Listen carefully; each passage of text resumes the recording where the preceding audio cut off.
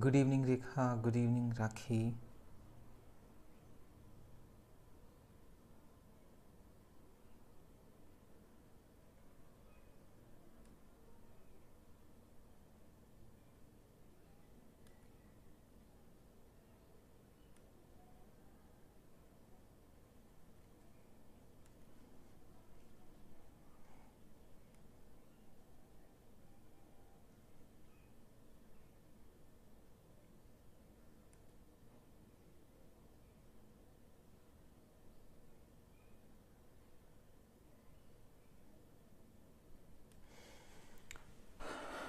चलिए स्टार्ट करते हैं क्लास को। पहले एक बार रिवाइज करा देते हैं कि हमने क्या पढ़ना शुरू किया था लास्ट क्लास में, उसके बाद हम आगे बढ़ेंगे। ठीक। जैसा कि आप जानते हैं कि हम यूजीसी नेट का फ्री बैच पढ़ रहे हैं पेपर सेकंड के लिए। यूनिट 1 ड्रामा हमने कंप्लीट कर लिया है। यूनिट सेकंड पोइट्री चल रही है, जो मोस्ट प्रोबेबली आज कंप्लीट हो जाएगी, और कल से यूनिट 3 स्टार्ट होगी आपकी फिक्शन एंड शॉर्ट स्टोरीज। ठीक। यूनिट सेकंड में हमने 8 लेक्चर्स कंप्लीट किए हैं, प्री चौसेरियन से लेकर the modern contemporary and American poetry तक। हम इस 8th लेक्चर पर चल रहे हैं। डे है हमारा 29। ठीक। मॉडर्न इंग्लिश पोइट्री पढ़ा था पहले हमने, उसके कैरेक्टरिस्टिक्स पढ़े थे, पोएट्स पढ़े थे, T S. Eliot, W B. Yeats, Ezra Pound. ठीक। उसके बाद हमने कंटेम्प्रेरी इंग्लिश पोइट्री पढ़ा था, इसके की कैरेक्टरिस्टिक्स पढ़े थे, और उसके बाद कुछ पोएट्स के नाम हमने आपको बताए थे। फिर हमने मॉडर्न इंग्लिश पोइट्री पढ़ना शुरू किया था। उसके बाद हमने अमेरिकन पोइट्री पढ़ना शुरू किया था। इसको हमने डिवाइड करके पढ़ा था। पहले early American poetry 17th-18th century, फिर 19th सेंचुरी, फिर 20th सेंचुरी, और उसके बाद हमने कंटेम्प्रेरी अमेरिकन पोइट्री पढ़ा था, यानी कि मॉडर्न, पोस्ट मॉडर्न एक तरह से। और इसके बाद हमने कुछ अमेरिकन पोइट्स के नाम पढ़े थे। ठीक। अब हमने इसके बाद इन सभी पोएट्स को डिटेल में पढ़ना शुरू किया था। हमने सबसे पहले मॉडर्न पोइट्री से विलियम बटलर ईट्स को डिटेल में पढ़ा था। फिर हमने एल्फ्रेड नॉयस नाम के कवि को पढ़ा था। फिर हमने उसके बाद मॉडर्न पोइट्री से 2 पोएट्स पढ़े थे। इसमें पहले तो फिलिप लार्किन थे, उनके बारे में हमने डिटेल में पढ़ा था, और उसके बाद हेनरी वर्ड्सवर्थ लॉन्गफेलो थे, जिनको हमने पढ़ा था। और आज जहाँ तक मुझे याद है, हमें हेनरी डेविड थॉरू से पढ़ना है, या आई थिंक हमने अभी हेनरी वर्ड्सवर्थ लॉन्गफेलो भी नहीं पढ़ाया है। तो यहाँ से चलना है। किसी स्टूडेंट को याद हो तो प्लीज़ बताइए कि हमने Henry Wordsworth Longfellow last class में कंप्लीट कर दिया था या नहीं कर दिया था। ठीक है।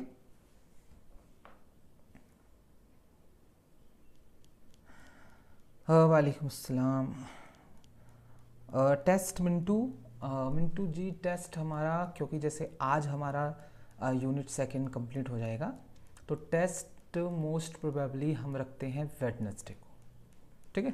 तो वेडनेसडे को आपका टेस्ट है। आज ही फिक्स कर देते हैं कि वेडनेसडे को आपका टेस्ट है। और इस बार टेस्ट एक पर्टिकुलर टाइम पर नहीं लेंगे हम, क्योंकि बहुत कम स्टूडेंट ने पिछली बार अटैम्प्ट किया था। आई थिंक सिर्फ 12 या 13 स्टूडेंट्स ने अटैम्प्ट किया था। तो वेडनेसडे को पूरे दिन सुबह 10 बजे से और रात को 10 बजे तक आप कभी भी उस टेस्ट को अटैम्प्ट कर सकते हैं ऐप पर जाकर। दोबारा रिपीट कर रहे हैं, वेडनेसडे को आपका टेस्ट है यूनिट सेकंड पोइट्री का। सुबह 10 बजे से रात को 10 बजे तक आप उस टेस्ट को कभी भी अटैम्प्ट कर सकते हैं। एक बार ही कर पाएंगे, इसलिए जब फुर्सत में हो तभी अटैम्प्ट करने बैठिएगा। ठीक है। वो आपको नज़र आता रहेगा ऐप पर वो टेस्ट कहाँ नज़र आता है, उसके लिए हम आपको ग्रुप में, टेलीग्राम ग्रुप पर बता देंगे। चलिए अब हम हेनरी वर्ड्सवर्थ लॉन्गफेलो को पढ़ना स्टार्ट करते हैं। आपको भी शायद याद नहीं है 3-4 दिन के ऑफ में कि हमने ये पढ़ाया था, आपको लास्ट क्लास में नहीं पढ़ाया था। हम पढ़ा देते हैं, कोई बात नहीं, पढ़ाया था नहीं पढ़ाया था, उसके बाद आगे बढ़ेंगे। Good evening Faizan. Henry Wordsworth Longfellow, इनका लाइफ स्पेन है 1807 से 1882, was one of the most popular American poets, ये सबसे पॉपुलर अमेरिकन पोएट्स में से एक थे 19th सेंचुरी के। He is known for his lyrical and narrative poems, ये जाने जाते हैं अपने लिरिकल और नरेटिव पोएम्स के लिए, which often celebrates American history, जिसमें वो अमेरिकन हिस्ट्री को, अमेरिकन कल्चर को और नेचुरल ब्यूटी को सेलिब्रेट करते हैं। Longfellow's poetry is characterized by its musical quality, आप लॉन्गफेलो की पोएट्री को कैरेक्टराइज कर सकते हैं कि उसके अंदर एक म्यूजिकल क्वालिटी होती है, एक्सेसिबिलिटी होती है और वो ब्रॉड ऑडियंस को अपील करती है। ठीक है ma'am, okay rakhi, thank you for asking. was just busy or went through with some serious issues. So की वर्क्स की बात करते हैं लॉन्गफेलो के। पॉल रिवर्स राइड 1860, ये एक इनकी नरेटिव पोएम है बहुत famous, that tells the story of American patriot. इसमें एक अमेरिकन देशभक्त पॉल रिवर्स की कहानी है। ठीक है, पॉल रिवर्स मिडनाइट राइड, वो आधी रात को एक राइड पर जाते हैं to warn the colonist of the approaching British forces, ये बताने के लिए कि जो ब्रिटिश फोर्स है वो आ रही है हमला करने के लिए। It has become an iconic piece of American folklore, ये एक आइकॉनिक पीस है ये पोएम अमेरिकन फोकलोर लोक कथाओं में। इसके अलावा 1855 में गुड इवनिंग सीता, इनकी एक और एपिक पोएम आई, the song of Hiawatha, I may be pronouncing it wrong. ये एक एपिक पोएम है that draws on native American legends, ये नेटिव अमेरिकन लेजेंड्स किस्सों पर आधारित है, particularly those of the Ojibwe people. America में जो ट्राइब्स थी, क्यों अमेरिका का एक अलग इतिहास है भाई, कभी पढ़कर देखिएगा। और यूएस से पहले इतना सा है, फिर वो अलग अलग ट्रीटी कर रहे हैं, कभी मैक्सिको के साथ लड़े हैं, कभी फ्रांस के साथ ट्रीटी करी है, और धीरे धीरे उन्होंने एक्सपेंड किया है अपनी कंट्री का, बहुत बड़ा देश बना लिया है। एरिया वाइज बात कर रहे हैं हम, तो अलग अलग ट्राइब्स अलग अलग ज़मीनों को जीतते चले गए वॉर से, संधियों से, और वहाँ पर इस दुनिया में कोई ऐसी जगह है नहीं जहाँ पर पहले से कोई लोग मौजूद ना हों। वहाँ का कल्चर होता है, वहाँ के लोग होते हैं, वहाँ की संस्कृति होती है, वहाँ की भाषा होती है, उसको ये ख़त्म करते रहे अमेरिकन्स। तो नेटिव अमेरिकन्स हैं बहुत सारे अलग अलग ट्राइब्स के, तो उन्हीं में से एक ओजिब्वे पीपल हैं, उनके किस्सों पर आधारित ये पोएम है। It tells the story of the heroic figure Hiawatha, इसमें एक हीरोइक फिगर हैवाथा की कहानी है और उसका प्यार, ठीक है, मिनेहाहा नाम की एक लड़की से। इसके अलावा एक नरेटिव पोएम और है इनकी, एवेंजेलाइन 1847, ये बहुत फेमस है, PYQ है यूजीसी नेट का। ये एक नरेटिव पोएम है that tells the tale of Evangeline, इसमें एवेंजेलाइन की कहानी है जो कि एक यंग एकेडियन वुमन है, searching for her lost love, जो अपने खोए हुए प्यार को ढूंढ रही है। गैब्रियल नाम है इसके प्यार का। During the expulsion of the Acadians, जब एकेडियंस को ज़मीन से एक्सपेल कर दिया गया था, एक्सपल्जन कहते हैं निकाल देना, पलायन पर मजबूर कर देना किसी को, तो तब की ये कहानी है।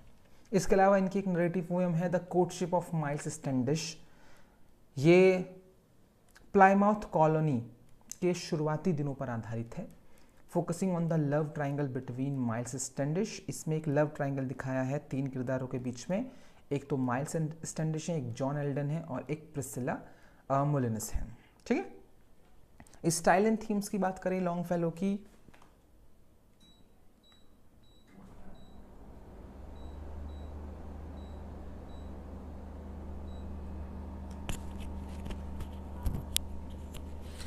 स्टाइल और थीम्स की बात करें तो नरेटिव पोएट्री लिखा करते थे राधे राधे अर्जुन, नरेटिव पोएम्स लिखा करते थे।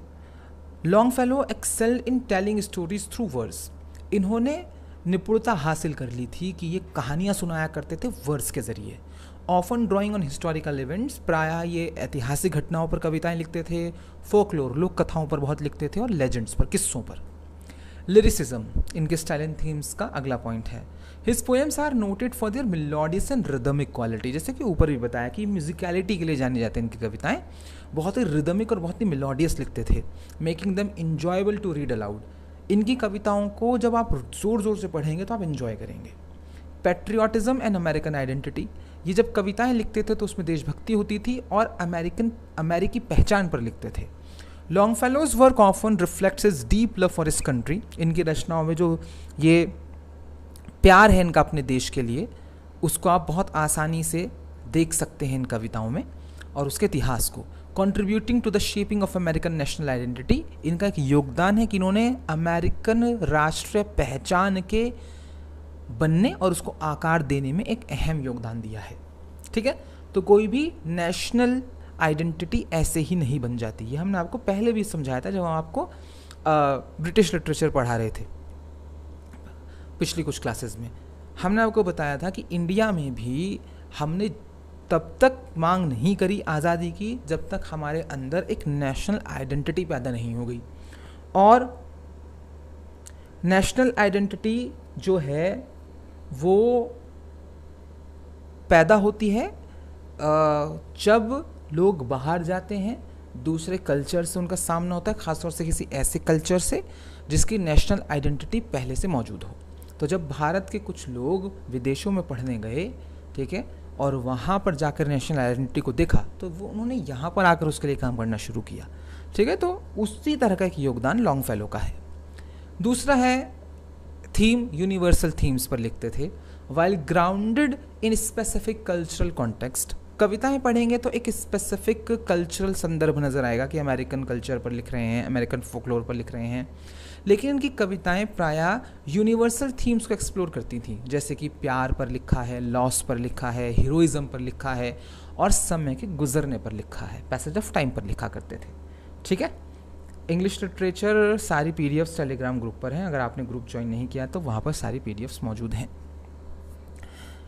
Influence and legacy, Longfellow was immensely popular during his life time. Longfellow अपने लाइफ टाइम में बहुत पॉपुलर थे, both in the United states and abroad, US में भी और विदेशों में भी। हिज वर्क्स वर वाइडली रेड, इनकी रचनाओं को बहुत ज़्यादा पढ़ा जाता था, बहुत ज़्यादा मेमोराइज्ड किया जाता था, ठीक है, याद करके गाया जाता था। And he played a significant role in shaping the American literary tradition, और इन्होंने एक बहुत बड़ा योगदान दिया है अमेरिकन लिटरेरी ट्रेडिशन, अमेरिकन साहित्यिक परंपराओं को आकार देने में। Although his reputation declined somewhat in the 20th century, 20वीं शताब्दी में इनकी जो रेपुटेशन है वो थोड़ी कम हुई थी।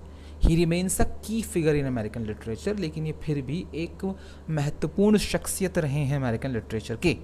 Known for his ability to capture the spirit of his time, जाना जाता है कि इनके अंदर काबिलियत थी कि वो अपने ज़माने के, अपने समय की स्पिरिट को कैच कर लेते थे इस तरह say that resonated with readers of all ages, कि हर एजेस के लोग उससे रेजोनेट कर पाते थे। ठीक, चलिए अब एक बहुत इम्पॉर्टेंट नाम है, एक बहुत इम्पॉर्टेंट पोएट है हमारे सामने, हेनरी डेविड थॉरो। थॉरो पढ़ेंगे इसे, ठीक है। लाइफ स्पैन है 1817 से 1862, ज़्यादा नहीं जिए।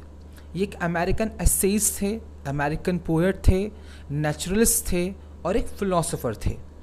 Best known for his book, सबसे ज़्यादा फेमस ये अपनी किताब वॉल्डन के लिए हैं, और इनका एक एस्से है सिविल डिसओबीडियंस। दोनों ही प्रीवियस ईयर में पूछे जा चुके हैं यूजीसी नेट में, वॉल्डन और civil disobedience, Henry David Thoreau की रचनाएं। Thoreau was a leading figure in transcendentalist movement. ये नाम याद रखिए, ये वर्ड याद रखिए, ये इस मूवमेंट के सबसे लीडिंग फिगर थे, which emphasize the importance of individual conscience. अब इसका मतलब क्या है, इस मूवमेंट का मतलब क्या है? इसका मतलब है कि इस मूवमेंट में जो पोएट्स होते थे वो फोकस करते थे कि किसी एक इंडिविजुअल व्यक्ति, ठीक है, कि मेरी, अर्जुन की, राखी की, किसी इंडिविजुअल व्यक्ति की जो कंसाइंस है, उसके जो अंतरात्मा है, उसके मन में क्या चल रहा है, उसका द्वंद्व क्या है, उसके अंतर मन में क्या चल रहा है, उसका नेचर कैसा है, सेल्फ रिलायंस जो होता है, आत्मनिर्भरता, उसके ऊपर लिखा करते थे इस मूवमेंट में।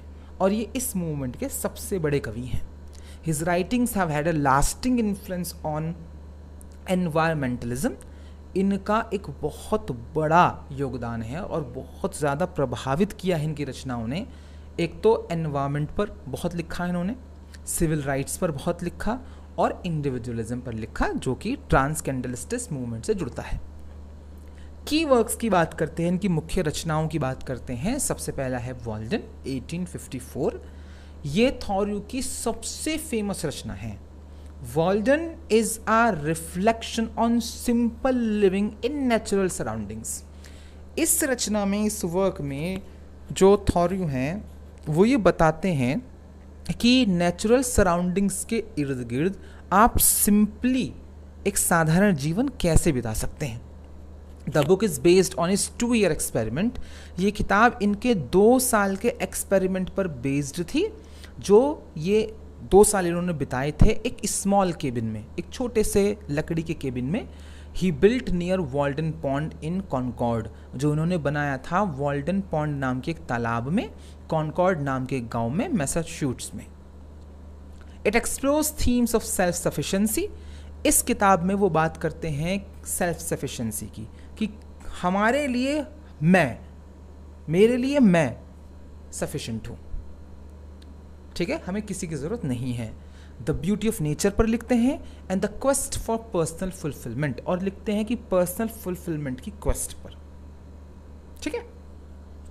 इसके अलावा इनकी दूसरी सबसे फेमस रचना है वो है सिविल डिसोबीडियंस 1849। सन याद रखिए भाई, ये जितने भी सन हैं सब याद रखेंगे, सारे साल याद रखेंगे आप, ही कौन सी पब्लिश हुई है, कौन सी लिखी गई है।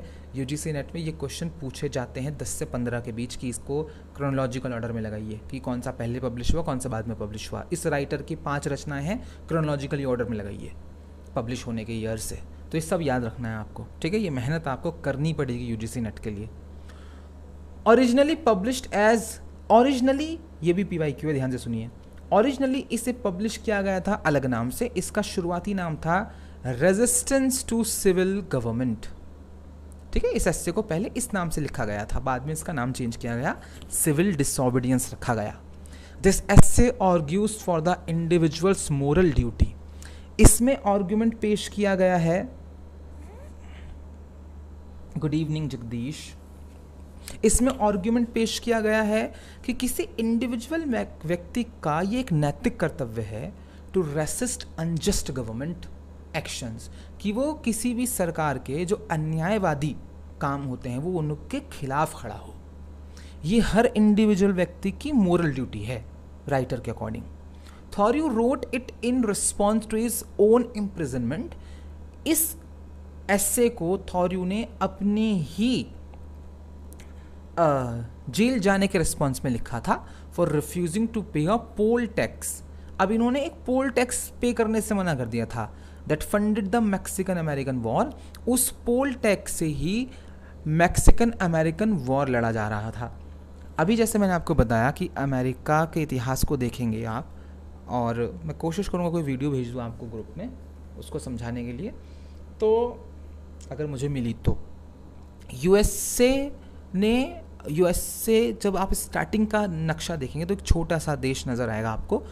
अपने बराबर में एक ज़मीन पड़ी हुई थी जो मैक्सिको के पास थी, उससे लड़ा उस ज़मीन के लिए अमेरिका, उसको हड़प लिया, और वो एकदम हाफ था, जो मौजूदा ज़मीन थी उसको एकदम उसके बराबर, तो डबल हो गया एकदम एरिया में अमेरिका। तो मैक्सिकन अमेरिकन वॉर हुआ था उसके लिए। तो अब जब वॉर लड़ा जाता तो पैसा चाहिए, अब पैसे के लिए इन्होंने जनता के ऊपर टैक्स लगाया। थॉरियो ने मना कर दिया कि मैं वॉर के लिए पैसे नहीं दूंगा, लोगों को मारने के लिए पैसे नहीं दूंगा भाई मैं, which he viewed as unjust, क्योंकि इन्हें लगता था कि मैक्सिकन अमेरिकन वॉर एक अन्यायवादी वॉर है। The essay has influenced many later social and political movements. इस एस्से ने इन्फ्लुएंस किया आने वाले कई सामाजिक और राजनीतिक आंदोलनों को, including those led by Mahatma Gandhi, खासतौर से उन आंदोलनों को जो महात्मा गांधी या मार्टिन लूथर किंग जूनियर ने नेतृत्व किया, जिन मूवमेंट्स का, ठीक है। इसके अलावा इनकी एक और रचना है a week on the Concord and Merrimack rivers 1849। ये एक किताब है, recounts a boat trip Thoreau took with his brother. इसमें एक बोट ट्रिप को वो याद कर रहे हैं जो उन्होंने अपने भाई के साथ ली थी, ठीक है। Is a meditation on nature, इसमें वो बात कर रहे हैं नेचर की, हिस्ट्री की और फिलॉसफी की। इसके अलावा 1864 में आई थी इनकी एक एस्से ऑफ कलेक्शन, क्या बोलते हैं हिंदी में एस्से इसको, निबंधों का संकलन, द मीन वुड्स करके। A collection of essays about Thoreau's trips to the forest of Maine. Forest of Maine एक जगह का नाम है, वहाँ के जंगलों में ये ट्रिप्स पर जाते थे, वहाँ जो उन्होंने महसूस किया, ठीक है, उसको लेकर कुछ एसेज लिखे जो इस किताब में उन्होंने कलेक्ट किए। रिफ्लेक्टिंग ऑन द विल्डरनेस, इसमें वो बात कर रहे हैं जंगलीपन की, and the connection between humans and nature, और ह्यूमन्स एंड नेचर के बीच में जो कनेक्शन होता है उसकी। अब इनके स्टाइल्स एंड थीम्स की बात करते हैं।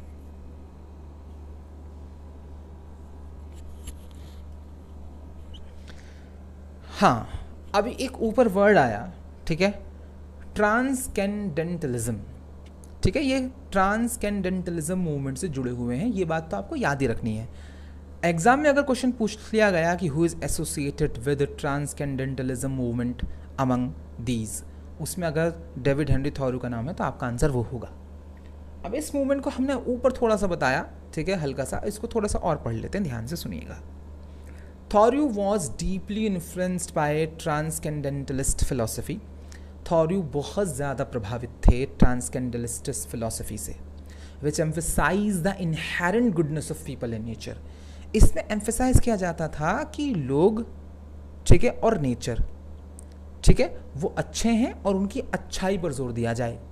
The importance of self reliance, अपने ऊपर निर्भरता जो है उसके महत्व पर जोर दिया गया, and the value of intuition, और इंट्यूशन की जो वैल्यू है और इमेजिनेशन की जो वैल्यू है उसको ज़्यादा तवज्जो दी गई ओवर इम्पायरिकल रीजनिंग। इम्पायरिकल रीजनिंग से, अब इसको मैं आसान भाषा में समझाऊंगा थोड़ा सा, क्योंकि मुझे नहीं पता आप बाद में कभी इसे पढ़ पाएंगे या कोई पढ़ाएगा आपको।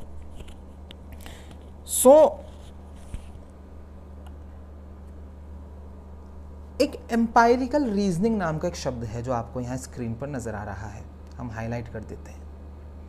एम्पायरिकल रीजनिंग किसे कहते हैं? एम्पायरिकल का मतलब होता है अनुभवजन्य, यानी जो आपके एक्सपीरियंस से आई है। अब एक बार मैं पेड़ पर चढ़ा और पेड़ पर चढ़ने के प्रोसेस में गिरा और उससे मेरे चोट लग गई। ये मेरा एम्पायरिकल लर्निंग थी, ये अनुभव था मेरा पेड़ पर चढ़ने का। और इससे एक रीजनिंग ये निकली कि जब भी मैं पेड़ पर चढ़ूंगा तो मैं गिरूंगा, ठीक है, लेकिन मेरा इंट्यूशन ये कह रहा है कि नहीं यार, मुझे पेड़ पर चढ़ना चाहिए, ठीक है, मेरा मन कर रहा है पेड़ पर चढ़ने का, और मैं इमेजिन कर रहा हूँ कि जब मैं पेड़ पर चढ़ूंगा तो पेड़ की डाल पर बैठूंगा, वहाँ चिड़ियाएँ आएंगी, मुझसे बात करेंगी, मैं वहीं पर बैठकर फल तोड़ूंगा और खाऊंगा। ये मेरी इमेजिनेशन है। लेकिन मेरा एम्पायरिकल रीजनिंग क्या कह रहा है कि जब मैं पिछली बार चढ़ा था, ठीक है, जब मैं पिछली बार चढ़ा था तो गिर गया था। थॉरू कहते हैं, या ट्रांसकेंडेंटलिस्टिज्म में कहा जाता है, इस मूवमेंट में कहा जाता है कि इस एम्पायरिकल रीजनिंग के ऊपर आपको अपने इंट्यूशन और आपको अपने इमेजिनेशन को तवज्जो देनी चाहिए। आपका मन करे तो चढ़िए पेड़ पर, ठीक है। इसके अलावा नेचर पर लिखते थे, ये एक प्रोफाउंड कनेक्शन ढूंढते थे नेचर के साथ, ये सेंट्रल था थॉरू की रचनाओं में।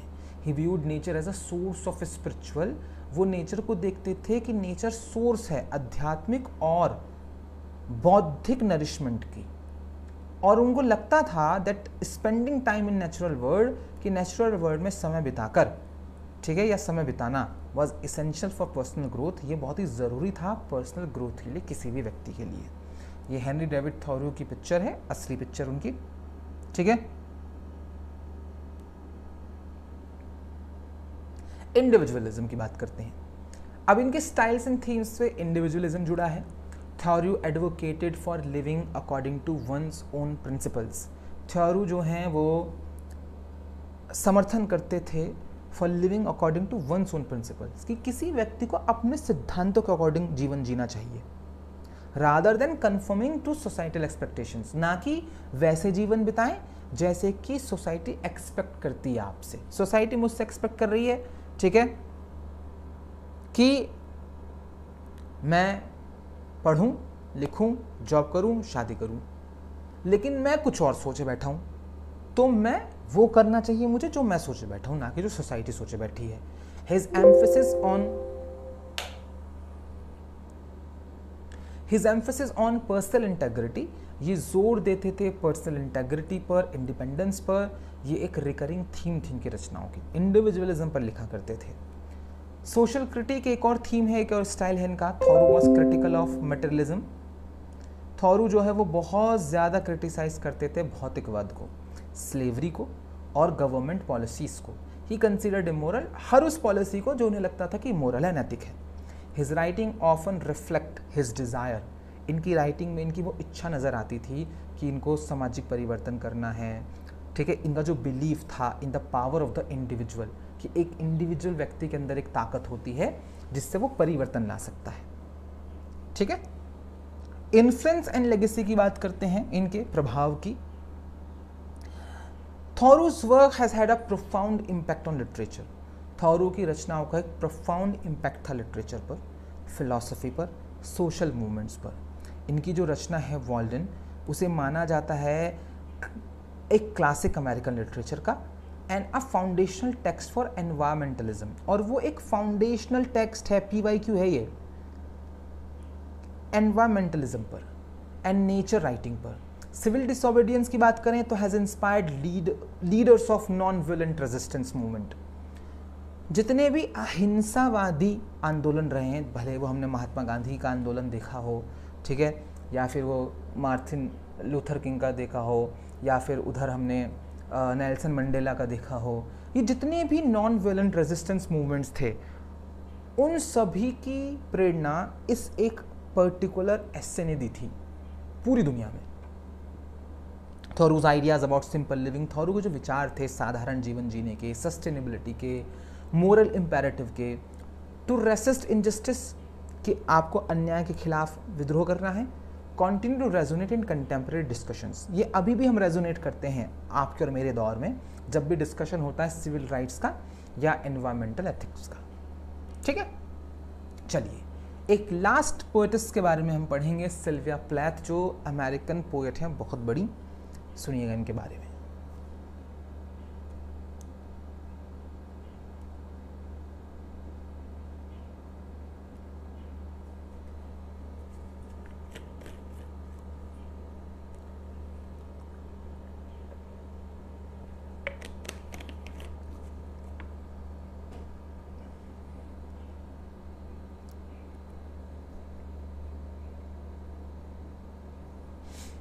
चलिए, Sylvia Plath.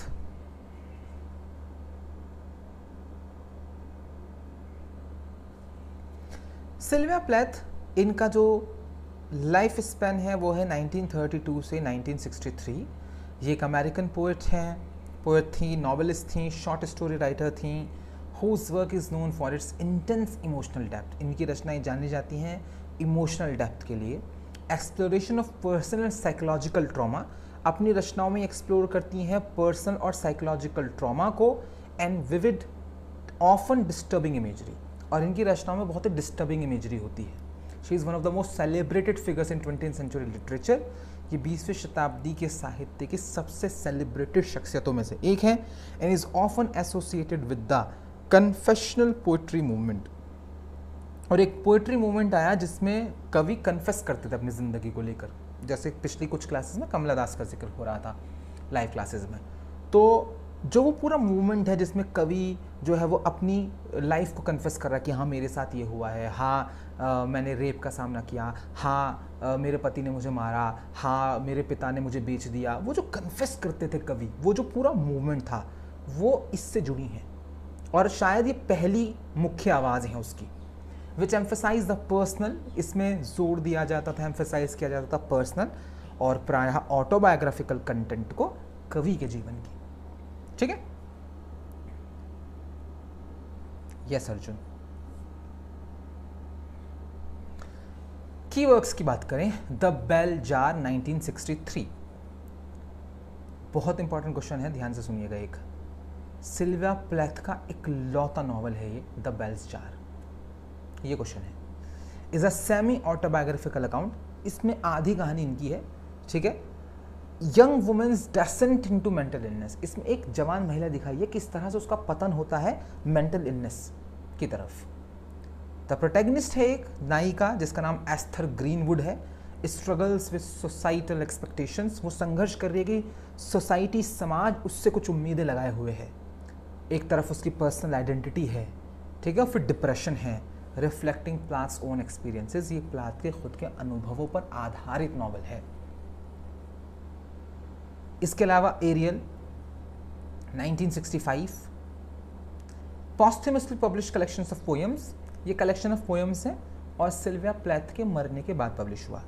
Includes some of Plath's most famous works, इनमें कई फेमस कविताएं शामिल हैं सिल्विया प्लैथ की, जैसे कि Daddy, Lady, Lazarus, Ariel, the applicant. This collection is known for its raw emotion, इस कलेक्शन में रॉ इमोशन है इनके। एक्सप्लोरेशन ऑफ आइडेंटिटी है, अपनी पहचान को एक्सप्लोर करती हैं वो। Striking use of metaphor and symbolism, और काफ़ी ज़्यादा इस्तेमाल किया गया है मेटाफर्स एंड सिंबोलिज्म का। इसके अलावा 1960 में एक और रचना है इनकी, द कॉलोसस। ये प्लाथ का पहला कलेक्शन ऑफ पोएट्री था। The Colossus contains more structured and formal poems, काफ़ी ज़्यादा स्ट्रक्चर्ड और फॉर्मल कविताओं का संग्रह था ये। जो इसके बाद कविताएं लिखेंगी उसमें इतना ज़्यादा स्ट्रक्चर पर या फॉर्मल कविताएं नहीं लिखी इन्होंने। Yet still reflects a fascination with the themes of death, इसमें इनका फैसिनेशन नज़र आता है क्योंकि कई कविताएं डेथ को लेकर हैं, आइडेंटिटी को लेकर हैं, और जो रिश्तों की कॉम्प्लेक्सिटीज़ हैं उसको लेकर हैं। इसके अलावा 1971 में क्रॉसिंग द वाटर आया था और 1971 में ही द विंटर ट्रीज आया था। These are other posthumous collections for further showcase, ये भी पोस्ट्ह्यूमस कलेक्शंस हैं, मरने के बाद ही पब्लिश हुए, और काव्य संकलन हैं दोनों। ये दिखाते हैं प्लैथ्स की इवॉल्विंग पोएटिक वॉइस को और थीमेटिक कंसर्न्स को, ठीक है। सिल्विया प्लैथ के स्टाइल एंड थीम्स की बात करते हैं कि किस स्टाइल की शैली में लिखती थी और किन थीम्स पर कविताएं लिखा करती थी। सबसे पहले कन्फेशनल पोएट्री, ठीक है, जिसका जिक्र हमने ऊपर किया। Plath's work is often categorized as confessional, आप प्लैथ की रचनाओं को एक कैटेगरी में डाल सकते हैं कि वो कन्फेशनल लिख रही हैं। Characterized by its exploration of deeply personal and often painful experiences, वो एक्सप्लोर करती थी बहुत ही पर्सनल और बहुत ही दर्दनाक अनुभवों को अपने। Her poetry delves into topics such as mental illness, इनकी कविताओं में, अपने काव्य में ये बात करती थी मेंटल इलनेस की, सुसाइड की, the roles of women in society, समाज में महिलाओं का जो रोल है, और जो कॉम्प्लेक्सिटीज़ हैं पहचान को लेकर और सेल्फहुड को लेकर कि हु एम आई, उसको लेकर ये कविताएं लिखती थी। इसके अलावा इनकी शैली में शामिल है इमेजरी और symbolism. Plath's use of vivid sometimes surreal imagery, Plath's बहुत बार विविधताओं से भरी लेकिन सरियल इमेजरी यूज़ करती थी, पावरफुल सिंबॉलिज्म का इस्तेमाल करती थी, और ये दोनों चीज़ें हॉलमार्क हैं उनके स्टाइल की, उनकी शैली की। Her poems often evoke intense visual and emotional experiences, इनकी कविताएं जब आप पढ़ेंगे तो आपके सामने विजुअल और इमोशनल अनुभव आएंगे, आपको लगेगा कि आपके साथ हो रहा है सब कुछ। Creating a visceral impact on the reader, इसका एक गंभीर प्रभाव रीडर के ऊपर पड़ता है। मेंटल हेल्थ, इनकी शैली का एक बहुत अहम हिस्सा मेंटल हेल्थ है। सेंट्रल थीम जो प्लैथ के वर्क की है वो है उनका स्ट्रगल मेंटल इलनेस के साथ, पर्टिकुलरली डिप्रेशन के साथ। Her writing provides insight into her inner turmoil, इनकी रचनाओं से जो इनका आंतरिक संघर्ष है उस पर एक झलक नजर आती है। And many of her poems and her novel depict the challenges, इनकी कई कविताओं में, इनके नॉवल में उन चैलेंजेस को वर्णन किया गया है। लिविंग विद साइकोलॉजिकल डिस्ट्रेस, जब आप एक ऐसी ज़िंदगी बिताते हैं जब आप साइकोलॉजिकल डिस्ट्रेस से गुजर रहे हों, जो गुजरा है या गुजर रहा है सिर्फ वो ही समझ सकता है, ठीक है, डिप्रेशन को। इसके अलावा फेमिनिटी एंड आइडेंटिटी, ये पहचान को लेकर बहुत वो रहती थी, क्योंकि हमेशा सोसाइटी के प्रेशर को महसूस किया है इन्होंने कि सोसाइटी इनसे चाह रही है कि ये वही रोल निभाएं जो एक महिला सोसाइटी में निभा रही है, वो इनको करना नहीं था, ठीक है। तो अपनी फेमिनिटी और अपनी आइडेंटिटी को लेकर बहुत कुछ लिखा है इन्होंने। Plath often explore the roles and expectations, Plath प्रायः एक्सप्लोर करती थी उन भूमिकाओं और उन उम्मीदों को प्लेस्ड ऑन वुमेन जो औरतों के ऊपर थोपी गई थी मिड 20th सेंचुरी की सोसाइटी में, including the pressures of domesticity, जिसमें शामिल था डोमेस्टिसिटी का प्रेशर कि भैया घर संभालो, मदरहुड का प्रेशर कि माँ बनो, और सर्च फॉर ऑटोनॉमी, और ऑटोनॉमी का सर्च था इनकी ज़िंदगी को लेकर, स्वायत्ता को लेकर। ऑटोनॉमी स्वायत्ता कि मैं अपनी ज़िंदगी खुद तय करूँगी कैसे चलनी चाहिए, जो कि औरतों को अधिकार नहीं था, ठीक है। वो या तो भाई के अकॉर्डिंग, बाप के अकॉर्डिंग या पति के अकॉर्डिंग जीवन बिताया करते थे। इनके इन्फ्लुएंस और इनकी लेगेसी की बात करते हैं। सिल्विया प्लाथ का जो इन्फ्लुएंस है लिटरेचर और कल्चर पर हैज़ बीन प्रोफाउंड, वो बहुत बड़ा है। She has become a symbol of the struggle. ये सिंबल है उस संघर्ष की जो पर्सनल और क्रिएटिव फ्रीडम होती है किसी कवि की, स्पेशली फॉर वुमेन, खासतौर से महिलाओं की। Her work continue to be studied for its powerful emotional impact. इनकी रचनाओं को अभी भी पढ़ा जाता है क्योंकि इसमें पावरफुल इमोशनल इम्पैक्ट है। इसका इनोवेटिव यूज़ है लैंग्वेज का इनकी कविताओं में, और its unflinching examination of mental illness and gender roles, और बहुत बढ़िया एग्जामिनेशन करती हैं वो मेंटल इलनेस का और जेंडर रोल्स का। प्लाथ्स ट्रेजिक लाइफ, इनकी ट्रेजिक लाइफ रही है, इंक्लूडिंग हर सुसाइड, जिसमें इनकी सुसाइड शामिल है भैया। डिप्रेशन से जूझ रही थी तो सुसाइड करा था इन्होंने 30 की उम्र में सिर्फ। Has often over shadowed her literary achievements. अब क्योंकि ज़िंदगी इतनी ज़्यादा ट्रेजिक रही है कि ज़्यादातर लोगों का फोकस, रीडर्स का फोकस इनके जीवन के उसी पहलू पर रहता है, और जो अचीवमेंट है इनके, कितनी बेहतरीन कविताएं ये लिख कर गई हैं, उस पर नहीं जाता ध्यान ज़्यादातर। But her writing remains a touch stone for discussions. लेकिन इनकी राइटिंग जो है वो टच स्टोन है। जब भी डिस्कशंस होगा मेंटल हेल्थ पर, फेमिनिज्म पर, किसी आर्टिस्ट, किसी कलाकार की भूमिका पर समाज में, तो सिल्विया प्लैथ की रचनाओं को पढ़ा जाएगा, डिस्कस किया जाएगा। Her work has inspired countless writers. इनकी रचनाओं ने काउंटलेस राइटर्स को इंस्पायर किया है, काउंटलेस पोएट्स को इंस्पायर किया है, and she is frequently cited as one of the most important and enduring voices in modern literature. प्रायः ये कहा जाता है कि मॉडर्न लिटरेचर की सबसे महत्वपूर्ण और सबसे एंड्योरिंग आवाज़ों में से एक हैं। ये इस महिला का फोटो है, ठीक है।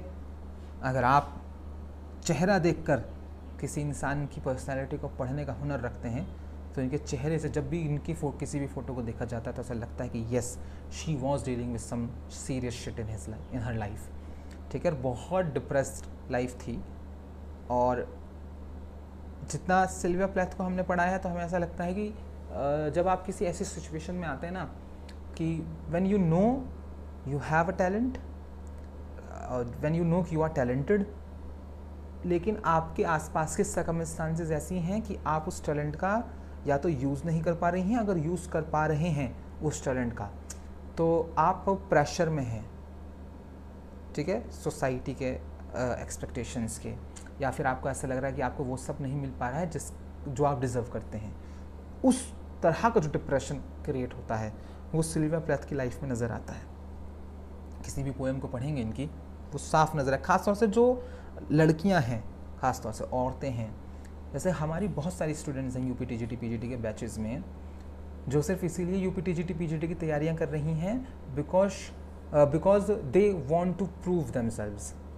उनकी सासें उनके ऊपर ताना मार रही हैं, उनके पति उनके ऊपर ताना मार रहे हैं, उनके बच्चे उनको इज्जत नहीं कर रहे हैं, but deep down they know कि वो कितनी टैलेंटेड थी जब वो बीए कर रही थी, जब वो एमए कर रही थी, लेकिन उन्होंने बच्चे पाले, अपने सास ससुर की सेवा करने के लिए, अपने पति की सेवा करने के लिए उन्होंने अपने करियर को स्टेक पे रख दिया, लेकिन अब उनको उसका फल नहीं मिल रहा, वो एक्नॉलेजमेंट नहीं मिल रहा उनको अपने परिवार में, तो अब वो दोबारा टीजीटी पीजीटी की तैयारियां कर रही हैं। मतलब ये समझ रहे, हर दूसरी स्टूडेंट की सेम कहानी है जो हम आपको बता रहे हैं। किसी भी स्टूडेंट से जब ये हमारी बात होती है, सबकी सेम परेशानी है कि सर मुझे कुछ करना है अपनी ज़िंदगी में, मुझे सेल्फ डिपेंडेंट होना है, ठीक है। तो वही उस संघर्ष को आप बहुत अच्छे से समझ पाएंगे जितनी भी फीमेल स्टूडेंट्स अगर इन क्लास को देख रही हैं, तो सिल्विया प्लैथ का बिल्कुल वैसे ही संघर्ष है एकदम। चलिए, तो जो यूनिट सेकंड है यानी कि पोइट्री, ये हुई हमारी कंप्लीट। आज है मंडे, यानी कल का गैप है, और वेडनेसडे को आपका टेस्ट है। तो जो भी आपने पढ़ा है पोइट्री में उसको रिवाइज कर लीजिए और टेस्ट दे दीजिएगा कल को। और जो हमने पढ़ाया है टेस्ट में सिर्फ वो ही आएगा, ऐसा बिल्कुल नहीं है। जो टॉपिक है उससे टेस्ट है, ठीक है ना। तो अब आप अपने से क्या पढ़ रहे हैं, आपकी अपनी खुद की क्या तैयारी है, टेस्ट में वो भी चेक होगी, ठीक है।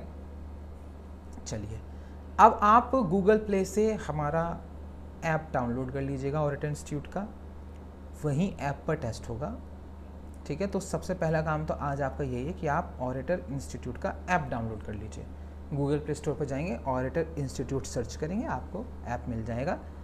लोगो आप हमारा पहचानते ही हैं, वो रेड एंड वाइट लोगो जो है हमारा।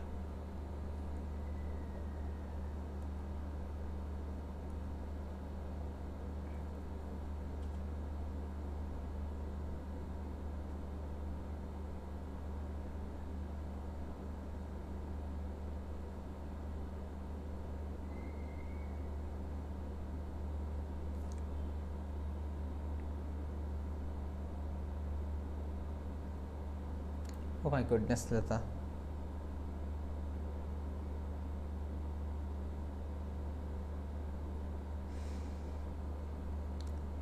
नहीं लता, टेस्ट पेड नहीं है, वो टेस्ट फ्री टेस्ट है।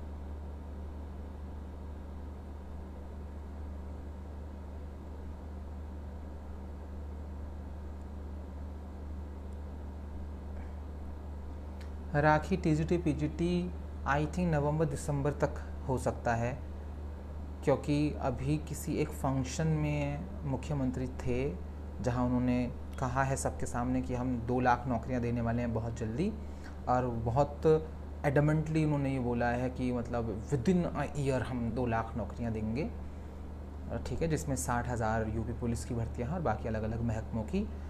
तो अब पता नहीं भाई, मुख्यमंत्री कह रहे हैं तो उनकी बात पर अगर विश्वास कर लिया जाए कि वो विद इन अ ईयर अगर 2 लाख भर्तियाँ करने की जुगाड़ में है, तो इसका मतलब उसमें टीजीटी पीजीटी भी होना चाहिए, उसमें एलटी ग्रेड भी होना चाहिए ऑब्वियसली, और ना केवल ये वाला जिसका हम इंतज़ार करें 2021, बल्कि शायद नई भर्ती भी उसमें इंक्लूड होनी चाहिए। तो लेट्स सी क्या होता है। आप अपनी तैयारी रखिए, तैयारी करते रहिए, पढ़ते रहिए, जब भी एग्ज़ाम आएगा जाएगा दीजिएगा।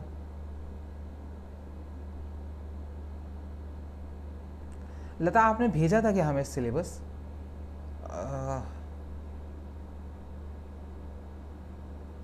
हाँ, न्यू वैकेंसीज भी आएंगी, करो ना। न्यू वैकेंसीज तो अब तक आ जानी चाहिए थी। न्यू वैकेंसीज इसलिए नहीं आ रही क्योंकि पिछला एग्ज़ाम नहीं हुआ है। बहुत सारी पोस्ट हैं टीजीटी में जो खाली पड़ी हैं, लगभग 80,000 के आसपास होंगी। हम तो कह रहे हैं कि हर साल देनी चाहिए इन लोगों को।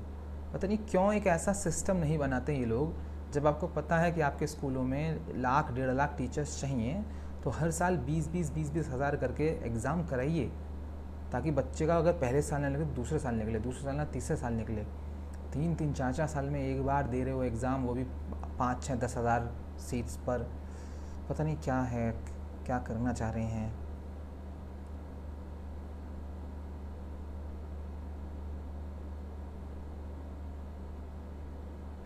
लता आप व्हाट्सअप कर दीजिए, मैं व्हाट्सअप नंबर दे रहा हूँ आपको, 8218093981। व्हाट्सअप कर दीजिए आप।